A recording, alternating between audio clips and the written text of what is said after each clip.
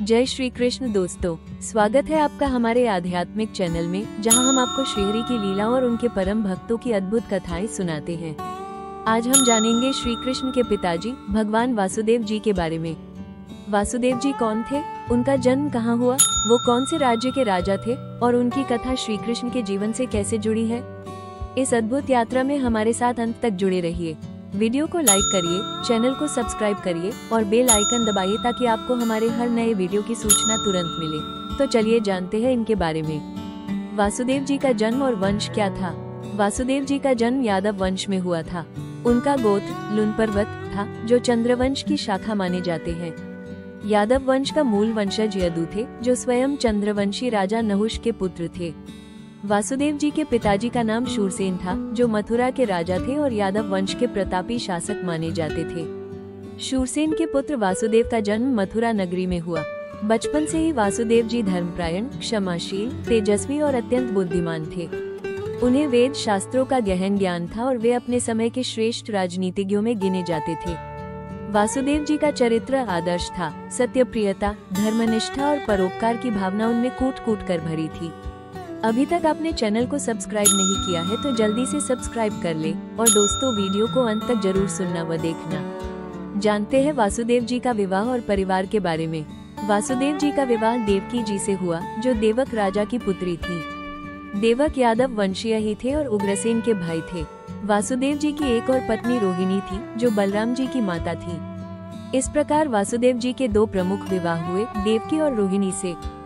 देवकी जी से वासुदेव जी के 8 पुत्र हुए, जिनमें श्री कृष्ण 8वें थे। बलराम जी का जन्म रोहिणी जी से हुआ। बलराम जी वास्तव में देवकी के गर्भ से उत्पन्न हुए थे, लेकिन कंस के अत्याचारों से बचाने के लिए उन्हें रोहिणी जी के गर्भ में स्थानांतरित कर दिया गया था। वासुदेव जी और कंस का संबंध क्या था। वासुदेव जी की कथा में सबसे महत्वपूर्ण स्थान कंस के साथ उनके संबंध का है। कंस वासुदेव जी का साला था, क्योंकि वो देवकी का भाई था। वासुदेव जी और देवकी के विवाह के समय कंस बहुत प्रसन्न था और स्वयं रथ पर बैठाकर अपनी बहन को विदा करने चला था। परंतु तभी आकाशवाणी हुई, हे मूर्ख कंस, जिस देवकी को तू इतने प्रेम से विदा कर रहा है, उसी के गर्भ से उत्पन्न 8वां पुत्र तेरा संहार करेगा। इस भविष्यवाणी को सुनकर कंस क्रोधित हो उठा और तुरंत देवकी को मारने के लिए दौड़ा। उस समय वासुदेव जी ने अत्यंत धैर्य, नीति और संयम से काम लिया। उन्होंने कंस को समझाया, तुम्हें देवकी से क्या शत्रुता, जिससे तुम्हें भय है उसे मैं स्वयं तुम्हारे हाथ सौंप दूंगा। वासुदेव जी की सत्य प्रतिज्ञा से कंस शांत हो गया, परंतु उसने वासुदेव और देवकी को कारागृह में डाल दिया और उनके सभी नवजात शिशुओं की निर्ममता से हत्या कर दी।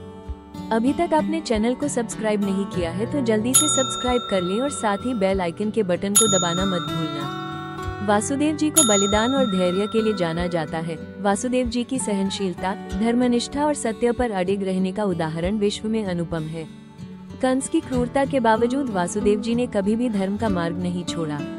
उन्होंने अपने वचन का पालन करते हुए अपने पुत्रों को कंस के समक्ष प्रस्तुत किया, ये जानते हुए भी कि कंस उन्हें मार डालेगा।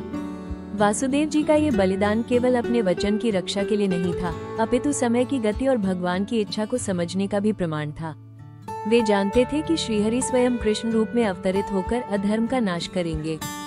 श्री कृष्ण का जन्म और वासुदेव जी का पराक्रम के बारे में जानते हैं। जब देवकी के गर्भ से 8वें पुत्र श्री कृष्ण का जन्म हुआ, तब अद्भुत दिव्य प्रकाश से सारा कारागृह जगमगा उठा। उसी समय योगमाया के प्रभाव से कारागृह के पहरेदार निद्रित हो गए, जंजीरें खुल गई और द्वार अपने आप खुल गए।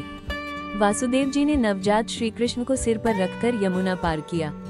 उस रात घनघोर वर्षा हो रही थी, परंतु शेषनाग ने अपने फन फैलाकर वासुदेव और बालकृष्ण की रक्षा की। वासुदेव जी बालकृष्ण को गोकुल में नंद बाबा के घर छोड़ आए और वहां से यशोदा जी की नवजात कन्या योगमाया को लेकर कारागृह लौट आए। वासुदेव जी का ये कार्य केवल शारीरिक पराक्रम नहीं था, ये धर्म और कर्तव्य के प्रति उनकी अटूट श्रद्धा का प्रतीक था। वासुदेव जी का राज्य और जीवन दर्शन के बारे में जाने। वासुदेव जी स्वयं मथुरा राज्य के राजा नहीं थे, परंतु यादव वंश में उनका सम्मान राजा के समान ही था। उनके पिता शूरसेन यादवों के प्रमुख थे और वासुदेव जी ने उनके पदचिह्नों पर चलते हुए धर्म, नीति और समाज सेवा को ही अपना उद्देश्य बनाया।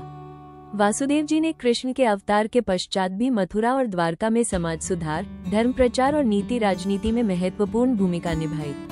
वे श्री कृष्ण के विश्वस्त सलाहकार और मार्गदर्शक बने रहे। वासुदेव जी की विद्वता और भक्तिरस बहुत ही महान भक्तों में मानी जाती है।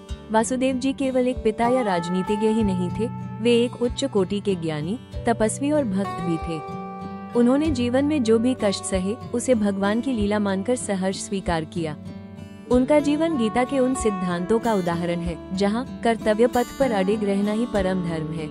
श्रीमद्भागवत महापुराण में वासुदेव जी के अनेक संवाद मिलते हैं, जिनमें वे भगवान श्री कृष्ण से गूढ़ तत्वज्ञान और धर्म का मर्म पूछते हैं। ये सिद्ध करता है कि वासुदेव जी एक तपस्वी, ज्ञानी और भक्तिपरायण पुरुष थे। तो दोस्तों, ये थी भगवान श्री कृष्ण के पिता वासुदेव जी की अद्भुत और प्रेरणादायक कथा। वासुदेव जी का जीवन हमें सिखाता है कि सत्य, धैर्य और धर्म के मार्ग पर अडिग रहना ही जीवन की सच्ची विजय है। अगर आपको ये कथा अच्छी लगी हो तो कृपया वीडियो को लाइक करें, अपने मित्रों के साथ साझा करें और हमारे चैनल को सब्सक्राइब करना न भूलें। आपको श्रीहरि और उनके भक्तों की ऐसी ही और कथाएं सुननी है तो कमेंट में जय वासुदेव जी जरूर लिखिए।